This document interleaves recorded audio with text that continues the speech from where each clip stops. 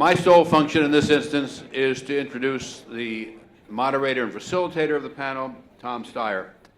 I first met Tom more than 25 years ago. We worked together at Goldman Sachs, and Steve Denning, the chairman of the board of the university, just told me that Tom worked for him before he worked for me, which is interesting because Tom came to us with a lot of very bad habits that we had to undo.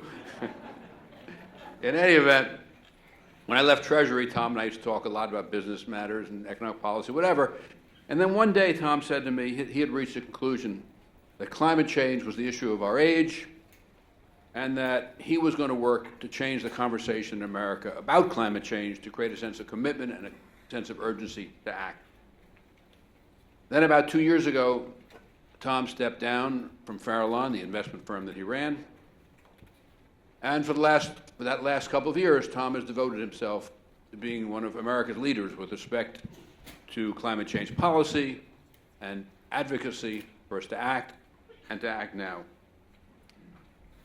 And largely, I think,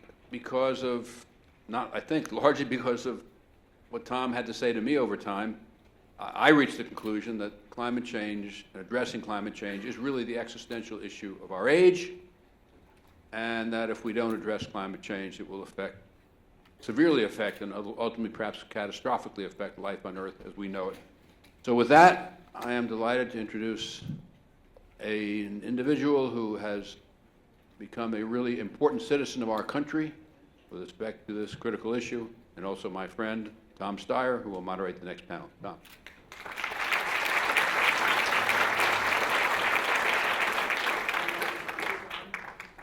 Can you guys hear me? Okay. I want to say thank you to Bob. There are two people here who I used to work for, Bob and Steve Denning. They both underpaid me dramatically. And the bitterness has not gone away, let me say that. I also want to thank you guys for sticking around. I know that we're not scheduled to be done until 1:20, so that's pretty late, and I very much appreciate you staying here. But when I introduce the panel, you'll know that it's definitely worth it. Not for me, but for them. So Noah Diffenbaugh is the Associate Professor of Environmental Earth Science System at the Stanford Woods Institute for the Environment. Peter Gleick is the President and co-founder of the Pacific Institute. Wade Crowfoot is the Deputy Cabinet Secretary and Senior Advisor in the Office of California Governor Jerry Brown, so his boss is here, so he's under a ton of pressure. I want a lot of applause for Wade when he talks, so it'll look good in front of his boss. And Hsiang is the Assistant Professor of Public Policy at the Goldman School of Public Policy at the University of California, Berkeley. So as Bob said, we're looking at water policy today, and we're looking at it in the context of a time when the world is undergoing climate change. And in particular, we're all sitting in the middle of California, and we're undergoing a historic drought. You know, we've always had droughts and wildfires in the state of California, but right now, 100% of California is experiencing, quote unquote, severe drought. 2013 was the driest year in California's 119-year recorded history, and the latest 12 months are the driest on record as well. So we know that we're under a severe water situation. I'm not sure in my own mind how much of that is cyclical. We've had droughts before. How much of it is secular? So we have a group of experts here to talk about the interaction of what naturally occurs and what's happening in this specific time as a result of a changing climate. And in particular, when we're talking about water policy, we're talking about it in a place that is in crisis, and we can use California as an example of understanding the crisis itself, talking about the impacts, and then talking about what the right policies are going forward. So that is really, we're going to take this discussion, this hour, in those three parts. We're going to ask the scientists first, how much of what is going on here relates to climate change? How much of it is just the normal cyclical droughts that Californians have experienced forever? Then we're going to talk, and Wade is here, about what is the impact on Californians? How is it manifesting itself for the citizens of our state? What are the impacts? And then thirdly, we've heard a lot of talk in the previous two panels about innovation. We've heard a lot of talk about markets. But hopefully we can step back a second from those specific focus and try and put the policy solutions in a framework so we understand how we're dealing with them. Should we be dealing with them from a mitigation standpoint? Should we be adapting? Let's try and understand a little better how the system itself works and what we're trying to do in the long term. So with that, let's start by asking Peter the basic question, which is, what are the broad impacts of climate change on our water systems in California? How are the two systems linked? And what is the latest data telling us? Well, thank you, Tom. And thanks to all of you. Probably like many of you, I've been to a lot of water meetings. It's great to see this level of interest in the quality of the conversation. It's great to see that the governor is interested in this issue, but not only that, he's sat through this whole thing. And again, like many of you, I've been to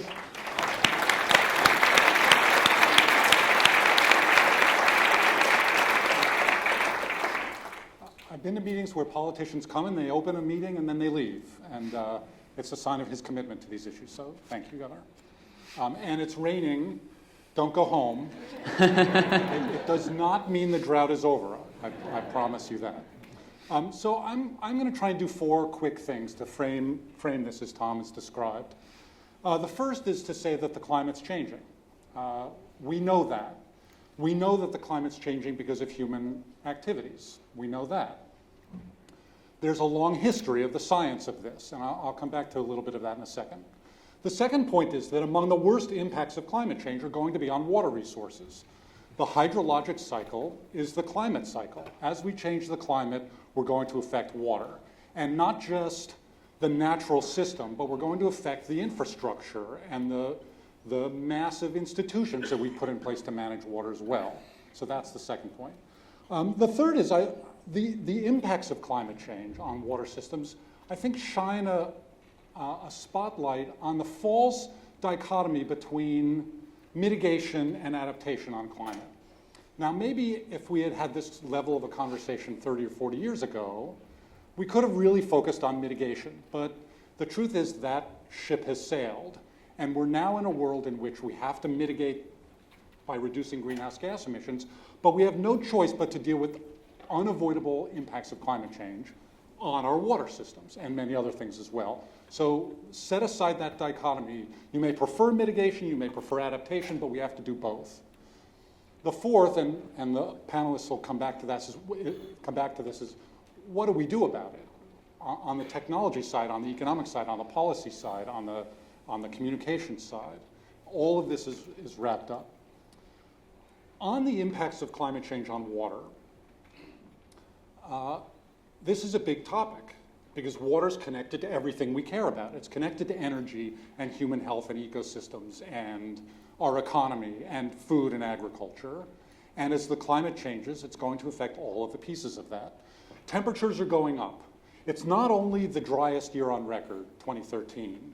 In fact, the last 36 months from October 1, going back 36 months in California, have been the 36 driest months on record in California and the 36 hottest months in California's 120 years of recorded instrumental record.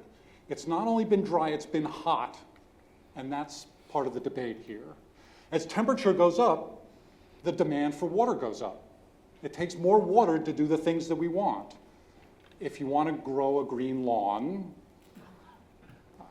maybe we'll comment on that later, it's going to take more water under a hotter climate. So temperature alone is important.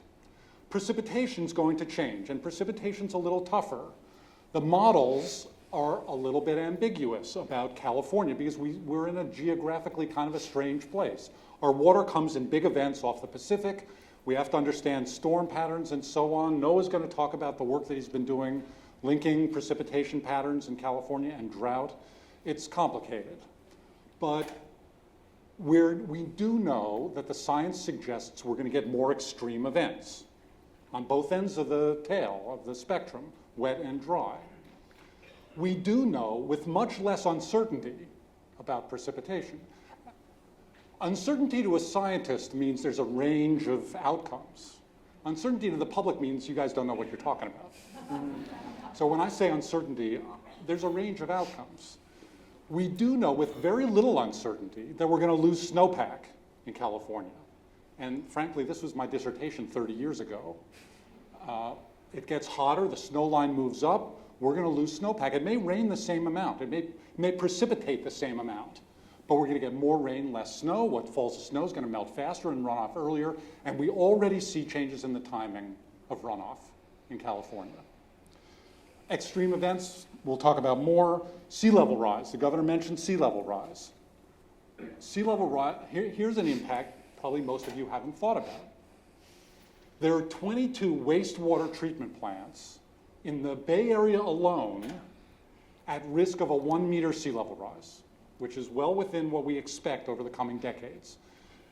They discharge wastewater, which maybe we shouldn't do, as Orange County has shown us, and we can come back and talk about that. But sea level rise is going to affect all sorts of things that we don't typically think about. Coastal aquifers will be affected by sea level rise.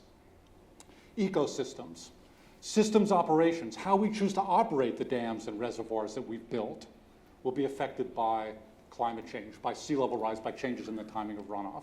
So it's not just the hydrology, it's the systems as well. And the final point I want to make is that despite the fact that we've been talking about this stuff for a long time, and I participated in 1991 in a conversation among climate scientists and water managers in California and Sacramento, our water managers are still not sure what to do about this. They're not sure how to integrate the coming changes that we now are pretty confident about into management. And in the broader discussion about all of the difficult things that we talk about, water rights, water laws, institutions, the pricing, we now have this additional complication that the climate is no longer static. And we'll come back to that. So I'll stop there. Okay. Since you introduced it, Noah, why don't you talk a little bit about how you see the connection? I know there's been some controversy about whether this drought is directly related to climate change, and I know that Stanford's done a bunch of work on it. But I'm not sure that some of the people here aren't as familiar as you are with that work that you've been doing. So why don't you explain a little bit about how the current drought is affected by climate change and what we can expect going forward in terms of, as the climate changes, what is that going to mean for us in terms of water? Absolutely. Yeah, so I think this is really a question about risk, and Chris Field is here, who's co-chair of the Working Group 2 of the IPCC, and this is one of the big messages coming out of the IPCC reports that have been released over the last year, is that really, it's really about the risk, the probability of a physical hazard like a heat wave or a drought or a severe storm, and how that interacts with ecosystems, how that interacts with people, the exposure and vulnerability of different systems. And I think the current drought in California is a great example of climate risk. We know that it's a rare event. We heard that. We know it's rare in terms of how extremely low the precipitation has been. We know that we understand really well the atmospheric causes, why it hasn't been raining. This ridiculously resilient ridge, as my grad student Daniel Swain has coined this atmospheric feature over the Pacific. And you can think about it as it's a ridge of high pressure. It's basically a boulder that's been plopped into a stream, and the storms that normally would come to California have been diverted poleward towards Canada and Alaska. And it's just sort of been parked there for a long time. So we know it's a rare event. Both the causes are rare, how extremely dry it's been is rare. And really the question is about risk. And part of the question is how rare are these atmospheric conditions? And our recent paper, we've concluded that the global warming has very likely increased the probability of those atmospheric conditions by about a factor of 3. So still rare, but from the perspective of risk, if we say we're having the most severe drought, in terms of low precipitation and in terms of impact, and it's 3 times more likely because of global warming, that's not saying, that CO2 that came out of my minivan caused the drought, but it is saying that we're experiencing an increased risk of this kind of event. The second thing we've been working on, which hasn't been published yet, but that we're writing up now, relates to what Peter was talking about temperature. And we know that when it's warm, snow melts earlier, more precipitation comes as rain rather than snow. We know that soils dry out faster when it's hotter. And what we've been doing over the last several months in my lab is we've been looking back at new data that have been released by the National Climate Data Center. And we now have access to observations going back 120 years of temperature and precipitation and drought. And so we've been looking back at the frequency of low precipitation in California, the frequency of warm temperatures, and I've actually been quite surprised to find that back earlier in the record, in the early 20th century, the mid 20th century, temperature and precipitation were pretty uncoupled, as we say scientifically. So it really was like flipping two coins separately. And we had about 50% chance of getting a warm year and 50% chance of getting a cool year. We had about 50% chance of getting a wet year and 50% chance of getting a dry year, and they were pretty independent. We flipped the two coins together. About a quarter of them turned out to be warm and dry. About a quarter of them turned out to be cool and dry. And what's happened is that because of global warming, which we know with high confidence, the temperatures in California have been increasing. California's been getting warmer. And this has really changed the probability of getting, of the state being warm or even hot when we have the bad luck of it being dry. And we know that this, looking back at these long records, that a warm, dry year is much more likely to produce a severe drought. In fact, it's about twice as likely when we look back at the whole 120-year record. So what's happened is, even though precipitation is noisy, even though climate models have some uncertainty about precipitation, we know with very high confidence that when we get low precipitation in California, we're about twice as likely to have a severe drought if it's also warm when the precipitation is low. And we know that over the last 20 years, that global warming has substantially increased the probability of years being warm. And now we're at the point where we essentially have a 100% chance of having a warm or even hot year in California. And so we're approaching, it's going to sound hyperbolic, but we're essentially approaching 100% risk of kind of drought-inducing conditions because of this increase in temperature. And so I think that Tom mentioned there's been debate in the media about the connection between climate change and drought in California. And I think that really, a lot of this is kind of spurious debate about precipitation. And really, we have such high confidence in the effect of global warming on temperature in California that we really do have high confidence that just because of that temperature effect, that we're substantially increasing the risk of severe drought, just because of the odds of having high temperatures when precipitation is low. So you've been talking about risk and the risk of outcomes, and I want to ask Saul a question about what it is we have at risk in terms of the economy. So when we think about undergoing this severe drought, what are the things we're trying to protect? I mean, we obviously have fires. People mentioned the ski industry. The agriculture is 80% of our water use. When you think about the risks to the economy, the risks to the people of California, how do you categorize what we should be worried about? That's an excellent question. The way to think about the economic risk of climate change and the drought is to think about how it projects onto the economy. And the economy is made out of a bunch of building blocks: people, crops, buildings, and infrastructure. And we see that the drought and climate change affects the productivity of those individual building blocks. And when you turn the lever on the productivity of every little person working or every field in the economy, it aggregates up to have really large economic effects nationally. And so in some very new work that we're just completing, we're actually seeing, for example, that on very hot days, counties lose basically $20 per person. So a day above 86 degrees Fahrenheit costs each county $20 bill per person. And now if you add that up over 300 million Americans, across many, many days in the year. And in the Risky Business report that we did together, we saw that in the future, the number of these extreme events is going to go up dramatically to be 20, 30, 50 of these a year in some locations. These aggregate up to be very large economic costs. And it's entering through sort of its individual effects on people, but predominantly on agriculture. So agriculture is one of the most vulnerable sectors.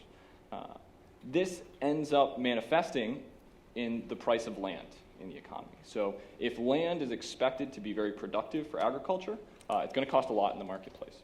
And as people see the productivity of that land decline, because it's expected to experience more hot days, it's going to have weaker rights to water, perhaps, or it's going to have less rainfall, people are going to be willing to pay less for that land. And so the people who own that land are the real losers. They're the ones who are losing a valuable asset in real time as the climate deteriorates. And so one way we've dealt with that in the past is to build a lot of infrastructure that helps supplement and smooth out these types of fluctuations. These are all the things we've been talking about, the massive water infrastructure projects over the last century. Now, those are all distributed across the state and across the country in such a way so that the water that falls in places far away from the consumer can be transported to the consumer in an efficient manner. But as these patterns, these climate patterns change, the quality of that infrastructure in terms of being an efficient transportation network is going to change because the precipitation is no longer going to fall where it used to fall, even though the demand is going to be growing simultaneously like we were talking about before. And so you have these simultaneous problems of infrastructure that's now not allocated in the optimum way, at the same time that the climate is also reducing the productivity of individual locations, and that's causing the value of land to depreciate even faster. And so these are some of the biggest risks to the economy directly. Now, what we should do is we should think about how do we plan going forward. But the problem is climate change also makes the future more uncertain. So coming up with long-term plans is going to become increasingly difficult because as the climate changes, we are forced to rely more and more on models, projections of the future, less and less on historical data because that historical data is no longer valid. But because of that, we are now not sure of what the right course of action is. And so that uncertainty also creates an additional economic burden on planners and on government in terms of thinking about sort of what should we do moving forward. So these are the different angles in which the economy is extremely vulnerable and sort of the challenges that it poses to policymakers trying to make new investments, new long-term investments in this highly uncertain environment. So fortunately, we have the government sitting directly to your right. Wade, let me ask you two questions. One, and they're connected. One is, can you just tell us the impacts that you're seeing in California, the people are coming to you and saying, help, in effect?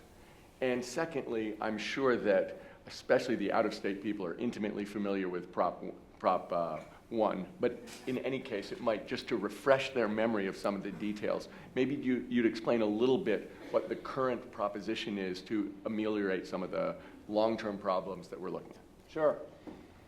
So it's been a sobering summer in the work that I do. If any of you got in your car after this conference and drove 3 hours east of here and went to Madera County or Tulare County, Kings County, you would encounter thousands of people that live in homes that don't have any water. They turn on the tap and they don't have water for drinking, they don't have water for washing themselves, much less washing their dishes or their clothes. A few weeks ago, a letter came across my desk from a woman named Jean Wilson in Madera County. And you can't obviously respond to all of the requests from constituents, but this one caught my attention, and I actually spent an hour on the phone with this woman, Mrs. Wilson, and she lives in Madera County, and she literally has elderly neighbors of hers coming up to her doorstep with jugs of water who don't look like they've taken a shower in days, asking where they can find water.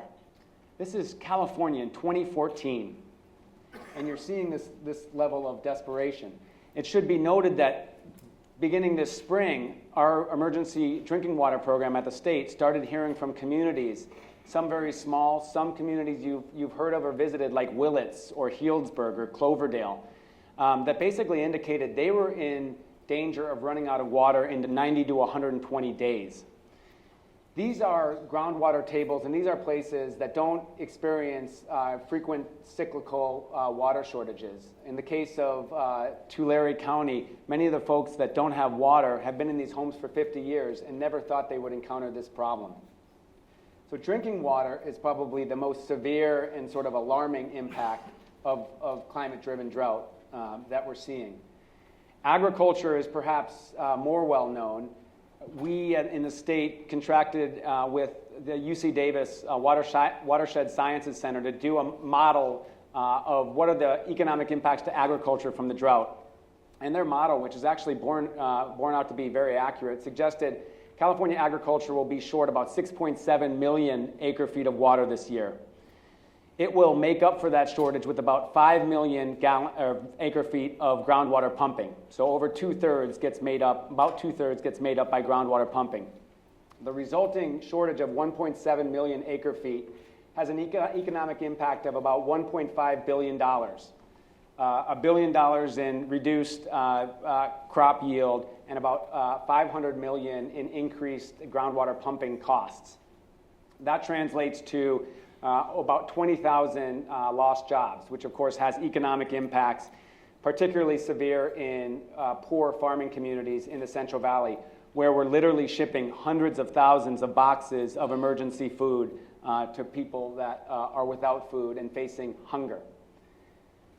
An area of impact that is certainly drought-related has to do with wildfires, of course, and our state wildfire fighting agency called CAL FIRE has reported that fires are burning faster and further than they ever have before. There was a fire a few weeks ago that many of you read about east of Sacramento called the King Fire. CAL FIRE experienced that fire moving 15 miles in one day, something that really went far beyond their modeling. In fact, the rate of speed of growth was so alarming that firefighters had to use emergency shelters and shelter in place and let the fire pass over them. That combustibility this summer has had a human impact on communities like Weed in Siskiyou County, one of our furthest north communities, where almost 200 homes were burned to the ground. It looked like an explosion hit Weed. Again, alarming because of the combustible nature of vegetation made that fire act like it never had before. Those are just probably what I consider to be the most alarming and impactful impacts of the drought this summer. And if you accept what Noah and Peter explained to us, that essentially climate change is loading the dice on this extreme weather, and these are climate-driven events, one could argue that these are really victims of climate change in our state. We so often have heard about victims of climate change in the lowlands of Bangladesh or Northern Africa with the droughts. This is impact in our state right now. And so to me, working on climate change and emergency management, this has connected the dots like never before. So, Peter, I was going to ask you a question, but do you want to make a comment before I do? Yeah, there are a couple more impacts that I think we ought to at least raise. One is on fisheries. You know, we see the fallow ag land, we see the fires. We don't see very well impacts on fisheries, and fisheries are already under stress because of our water conflicts and the allocation of water. In the last drought, which wasn't that long ago, some of the worst impacts were on some of the local fisheries and local fishing communities. So that's one thing that I think we need to add. Another more obvious one is hydropower, and this connects to the climate issue. So in a normal year now, we get about 15% of our electricity from hydropower. Not that we get a normal year anymore. This year, it'll be closer to 6 or 7%. The numbers aren't in yet. The Pacific Institute's just about to release an analysis of this, and our estimate is that probably over the last 3 years of drought, ratepayers have had to pay an additional $2 billion or so for additional natural gas, primarily, to replace lost hydropower.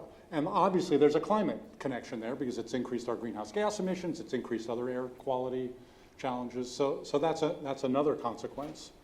And I think all of these things together have to be evaluated. Now, I know we're going to spend, in terms of the public policy part, most of the time talking about adaptation, just as Peter said, because in terms of mitigation versus adaptation, we're at the point where we're going to have to be doing serious adaptation. But before we get there, I wanted to ask Noah, where we're going on this path. You were talking about the fact that, in effect, we've gone from a time when it was 50% it was going to be dry and 50% it was going to be hot to it's going to be hot, and we're going to have a lot of years that are hot and dry. On the path we're on, how is that actually going to change the actual circumstances of Californians? It's going to be hotter, but what is that really going to mean for us, over the next 25 years? Well, so I think I guess there's a couple ways to think about that question. One is, what do we know about projections of the next 25 years? And certainly with temperature increasing in Western North America, we have a good understanding of what that means for snow. Water, we know sort of the melting point of water quite well. If it's colder, it's solid. If it's warmer, it's liquid. And so we know that in much of Western North America, we're already seeing trends towards more liquid water earlier in the year.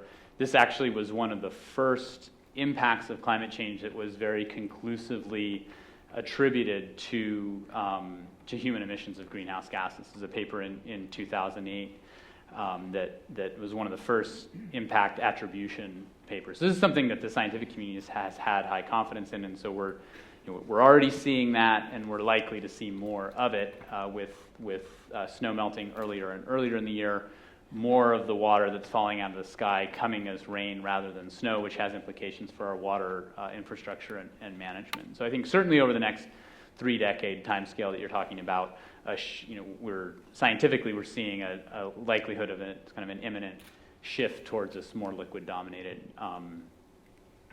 water delivery from the atmosphere in the Western United States. I think the other way to think about your question of where are we headed over the next 30 years is to think about this current event and think about the vulnerabilities and impacts that we've been hearing about in this current event, and how often would these conditions occur in terms of the climate. So that's what we've been doing in our research is asking, when we look at climate models, after we've sort of done the screening for how good are they, and I'm happy to answer any questions about that.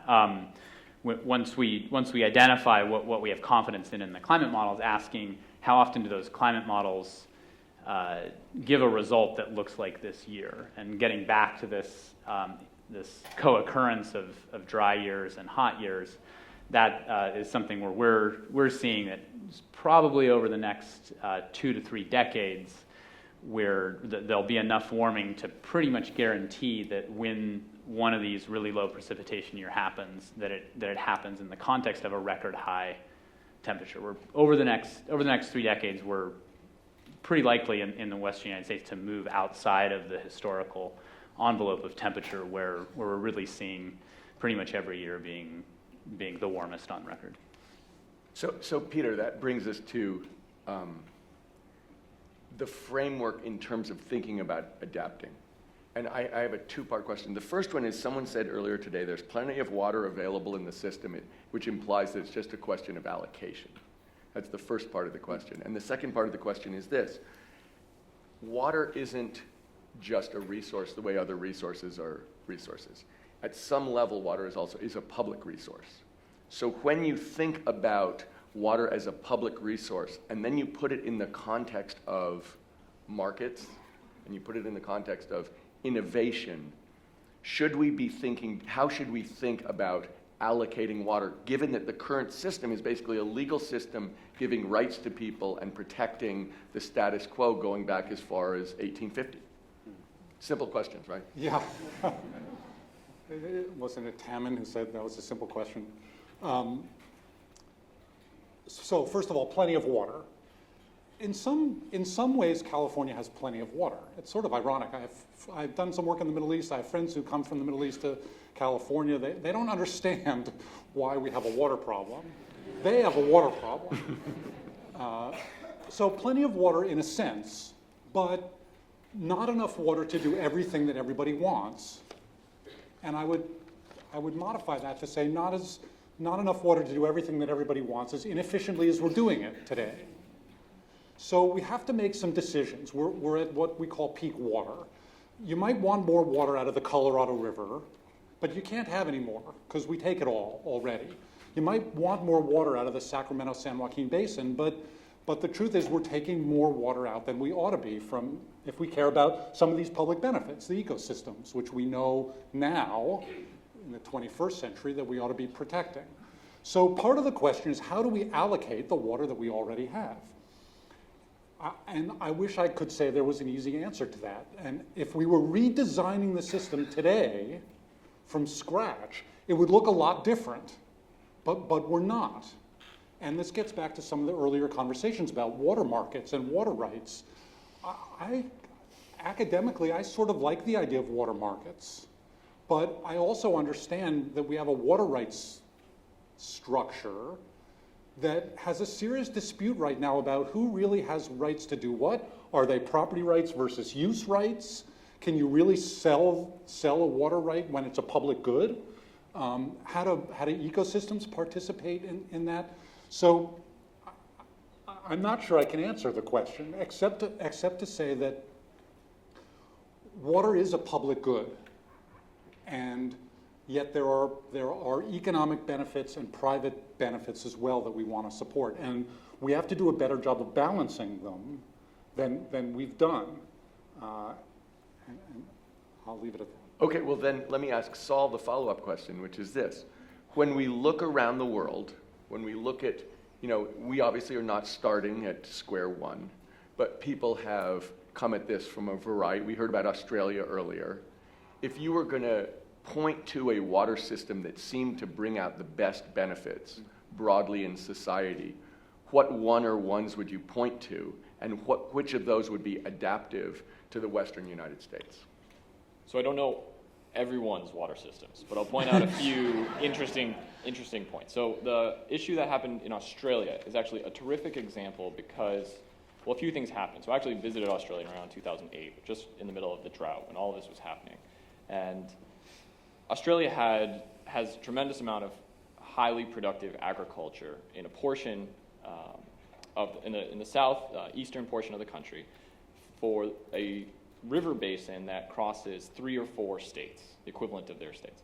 And so they had all sorts of different allocative rights issues, and different states had given permission to different people to withdraw water, and then there was a drought, and everyone was pulling out all the water. And basically, the government created a new organization to oversee the entire watershed that crossed and superseded state legitimacy. So they said, the way we've been managing this didn't recognize sort of the natural features of the environment. There's a normal pattern for how the water flows from one state to the next, but it's being managed, and the guy upstream doesn't care what happens to the guy downstream. And we should think about this holistically. And so they basically have started from scratch. They totally re-engineered the whole system, created water markets, and now they have something that people point to as a highly effective trading regime. So I think that's a great example. Like when I visited, no one thought that was going to happen. Okay, so people said that's impossible. But people found a way to make it happen, and initially some states were more reticent than others, but they were eventually convinced and brought on board. And once people saw how it functioned, and it could actually function in their favor, people were more willing to buy into it. In another case, so that's on the market end, I actually also recently visited Israel, and they actually conduct agriculture in a fantastically dry environment. And so, what the technology that they use in terms of getting more crop for drop is really remarkable. They have irrigation systems where they are, in contrast to flood irrigation, where you basically just douse a field, they have little tubes that carry water right to the base of the plant and deliver water directly to the roots of each individual crop. Okay, so tremendous water efficiency, a huge amount of value delivered per drop. And so thinking about sort of what types of technologies they employ and what can we transplant to this context, I think could be extremely profitable. Okay, so we've talked a lot about the policy. I'd like to ask Wade about the politics. Because obviously, you can't really design a policy in a vacuum, and there are interested parties who have current rights and have current interests and would like to see those protected and enhanced. So when you think about California water policy or Western water policy in the context of water rights, who are the biggest players? Who are the people who are pushing the hardest? And how is that reflected in the way that you have to deal in the real world? Another easy question. I think the conventional wisdom or the soundbite that would describe, the historical understanding of water in California is, this model of or paradigm of farms versus fish, cities versus agriculture, this zero-sum game where powerful interests are banging up each other, and what results is not a lot of systemic improvement to increasing reliability, resilience, ecological sustainability, right? So that's the script, and probably everybody in the room knows that script exists. I think we're in a very interesting time now because the crisis of the drought has brought opportunity. And as the governor mentioned, many folks would argue, and I would say correctly, that we might not have gotten groundwater reform legislation over the finish line if there had not been a drought. Public opinion polls of the water bond prior to this winter suggested it wasn't largely supported. This water action plan that we put together, got everyone's attention because I think all of these interests understand we have to do something differently. So I don't want to be Pollyanna, but I think that the stars have sort of aligned for, knock on wood, for a new approach. And I'm not presupposing Proposition 1 passes, but the stars have aligned for this new approach. And I think when the governor's water action plan was released, it had over 100 groups, the same groups that I mentioned, commenting on it. The end result was actually largely embraced by groups because it didn't take sides. It didn't suggest there's a silver bullet. It really took this portfolio approach, which is an overused term, but it is true. The Water Action Plan says, yes, we need more storage, but it needs to be smart storage, underground storage with some surface storage in conjunctive use. Yes, we need robust habitat restoration. But we also need to be much more efficient in the water that we use. We need to maximize water recycling, stormwater runoff, et cetera. And so the water bond, to answer part of your previous question, is really a down payment on that portfolio approach.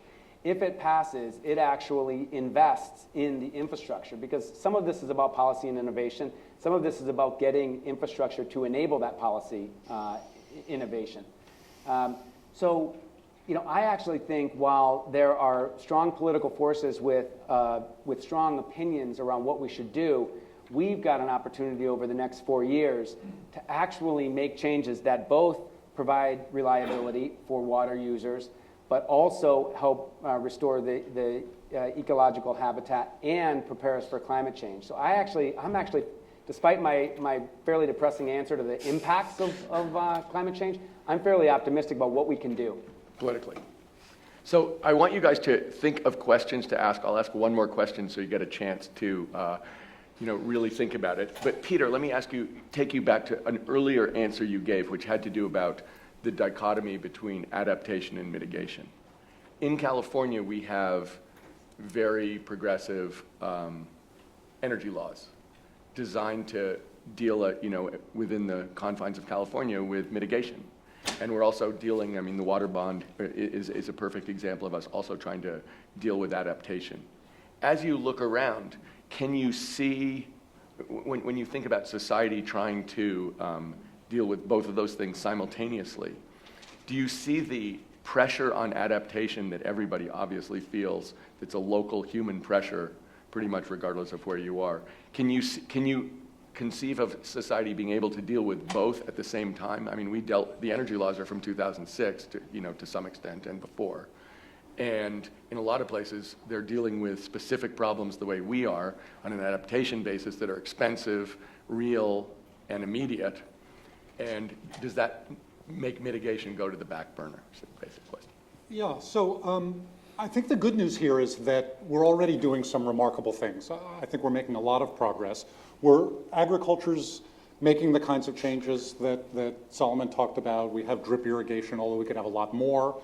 All of our sectors could be more efficient. The kinds of wastewater treatment and reuse that was described earlier is an adaptation to a climate where there's not enough water to go around. Stormwater capture is an adaptation. The groundwater work that we're talking about, I think those are the right things that we want to do in the context of climate change, with or without climate change.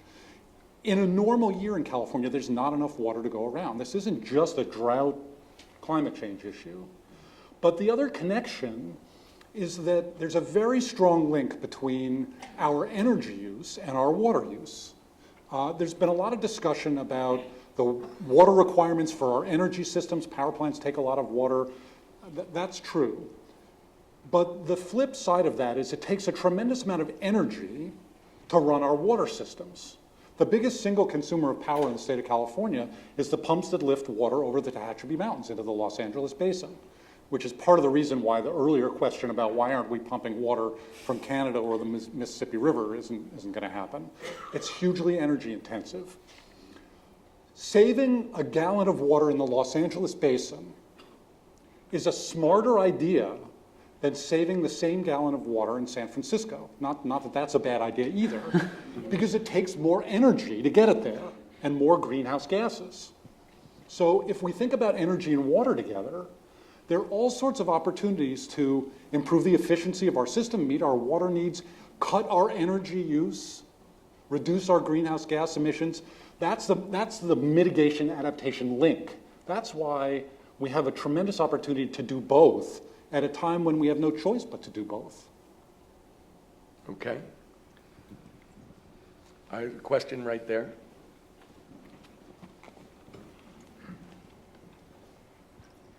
John Massey, TechVisor. So I have a question actually for all five of you. You get one too. And this is about the effect on handling of climate change from the fairly well-organized political machinery that would rather not have any mitigation and obscure the cost of adaptation, and in particular seems to want to keep science out of public policy. Now, I know Tom has done some wonderful stuff in funding action in the political arena, and I know Peter has jousted with some of the same think tanks I chase, we know them well, that try to help this. So the question for you is, to what extent do you see this, both in California and nationally, since that matters, and what can the rest of us do to make sure that science informs public policy? Well, I think that what we're doing right now today is a great example of that communication, and here in the room and on the World Wide Web, broadcasts and all that. So I think that this kind of forum is really critical. I also think that, to get back to what Peter was saying about what some people call win-wins. So there's a lot that we can do to improve our resilience to extreme events, for example, in the current climate, and that's going to those are actions that we can take that are going to also improve our resilience to climate change. So I think if there are anything that we can do that's going to be a good idea now, we in the U.S. over the last decade we've had something on the order of 70 individual extreme weather and climate disasters that have each had at least $1 billion in losses, and a number of them much more than $1 billion.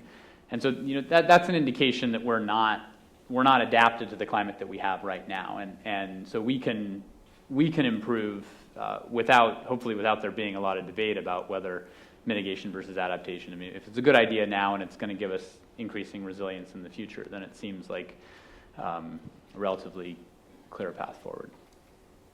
I think part of the answer lies in continuing to build the model of what we've been able to build in California. We have the 8th largest economy in the world. Our economic recovery has outpaced the rest of the country while we've reduced emissions, and we're going to meet our AB 32 goal, and then with the governor's leadership go beyond that, while we're bringing on a third of our energy system will be renewable, while we're plugging in 100,000 cars, electric vehicles, while our energy footprint is half of the rest of the country. So part of it is, this is not a boutique economy. This is a large, robust economy that's showing we can actually grow and reduce climate emissions or carbon emissions. The second piece is what the governor's doing in terms of spreading this message. The governor and our administration are deeply involved with China, India, Mexico. Governor spoke at the United Nations last month. He may be in Lima for the next conference of parties, and then in Paris in 2015. He's talked about that publicly. So part of it, from our standpoint, is showing we can continue to reduce emissions in California while growing our economy, and then part of it is sharing that with the rest of the world and finding those other exemplary climate leaders to help move our nation states towards international agreement on climate. But obviously, you're not talking about deep blue states like California.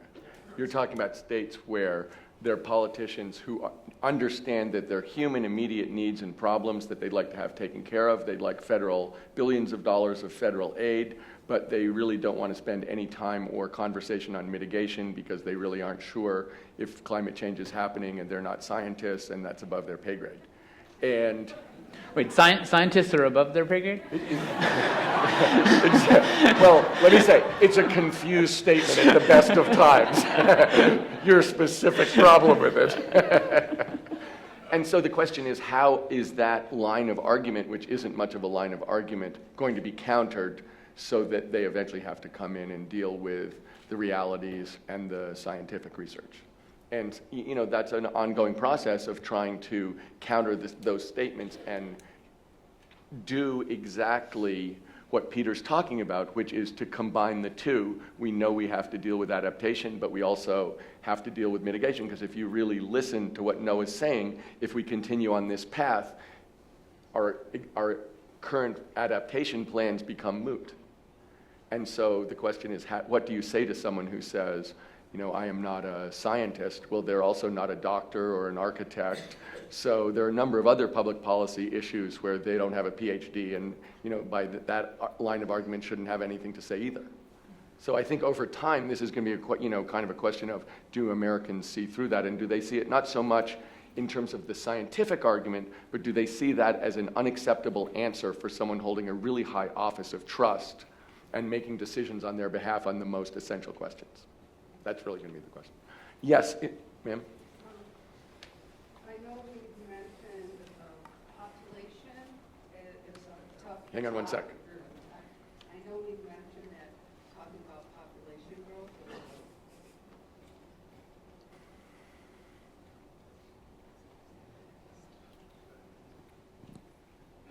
Hi, I'm Joy Alico, and I call myself a business surgeon, helping companies during their improve their processes and systems.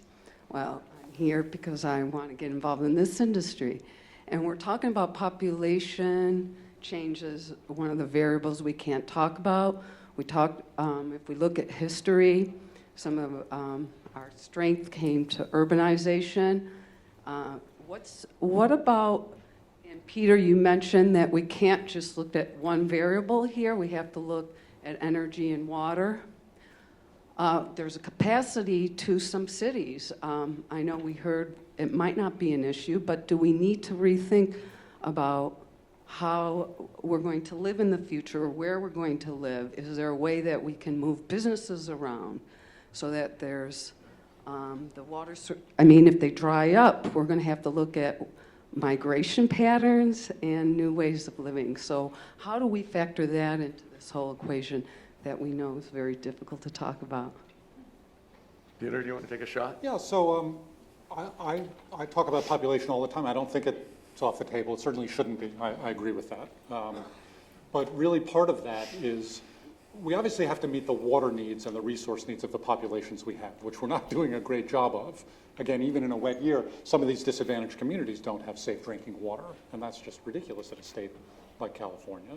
But it raises the question about land use planning and urban planning and the design of our cities. And there was some conversation in the earlier panels about rethinking our wastewater infrastructure and moving away from the centralized approaches we've used. And whether we want lawns as, there's a whole series of questions that come up embedded in your question about the design of the way we live. And I think part of the answer is going to be, over time, we're changing those things. We will inevitably change those things. I would like to think that in 50 years, people are going to look back and think, green lawns, what were we thinking? Flushing toilets with potable drinking water, what were we thinking? And of course, what we were thinking was water was unlimited and we could do anything we wanted. But that's changing. And I think part of the question you're asking is a fundamental change in the way we think about the way we live. Noah? Well, so a couple things. One is that my 13-year-old daughter just 2 weeks ago asked me why are we flushing our toilet with potable drinking water. So people are already, at least in my house, asking that question. Brilliant. Yeah. But more seriously, I think it's important that we, I think it's important that we look outside of California at the global scale, because really and again, this is something that came out in the latest IPCC report, that the difference between the 2-degree world that the United Nations has identified as a target and the 4-degree world that is really the business as usual that the world is on, it's really the difference between us, the whole global population more or less progressing towards looking like I do in terms of my energy consumption and my carbon-based lifestyle, times billions of people. Or this 2-degree world that the UN has identified is really a world where carbon emissions go to zero and then eventually negative. I mean, it's a carbon-free global economy. That's what's required to get to that 2-degree world. And this is really, to me, this makes it very obvious that it's not a mitigation or an adaptation question. The 2-degree world requires a lot of mitigation, and it's a world in which we still need adaptation. Absolutely. You know what, in a 4-degree world, we're going to see people moving out of the Southwest back to the north, to the cooler climates. We're going to see population migration in the US in reverse of what we've seen in the past century. We're going to have conversations in a 4-degree world that we're not having today about crop type in California and about how much land really ought to be under irrigation, which we don't want to talk about now because the political questions are much more difficult than just improving efficiency or wastewater reuse or building new storage. So climate change is going to will change the nature of the conversation as well. Go ahead.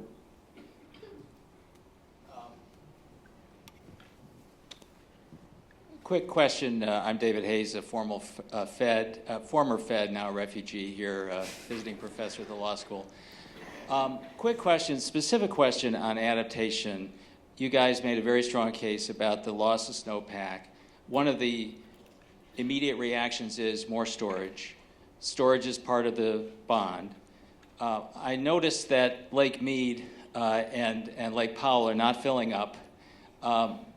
What's the situation now in terms of a large off-stream reservoir potentially in California, and whether that makes sense given the difference in hydraulic cycles? Will we be able to essentially replicate the Sierra snowpack with conventional storage or not? Is there a relationship here between the climate science and the cost effectiveness of the traditional reservoir answer, or are we going to look for more modern storage answers than that traditional one? So if I could tackle that one at least to start. The easy response to the we're losing snowpack storage is build more storage. But we don't live in that world anymore. I'm sorry, but we can never replace the loss of snowpack storage with new storage in California because we built on all the good dam sites and some not so good dam sites. We might build a couple more reservoirs. There might be one off-stream storage sites reservoir. That's not going to solve our problem.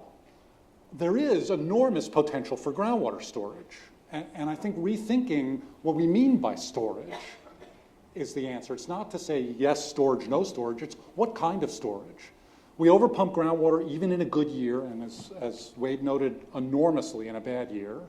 But if we can recharge groundwater really effectively, at the same time as we're restoring ecosystems because we're spreading water more, we're restoring wetlands that permit recharge, that storage could really be the climate, could help with the climate management problem. But even that may not be enough. We may have to change the way we think about seasonal management overall. So you guys, I got about 1 minute ago, I got the high sign that there was 1 minute to go. So I want to say thank you very much to these 4 panelists.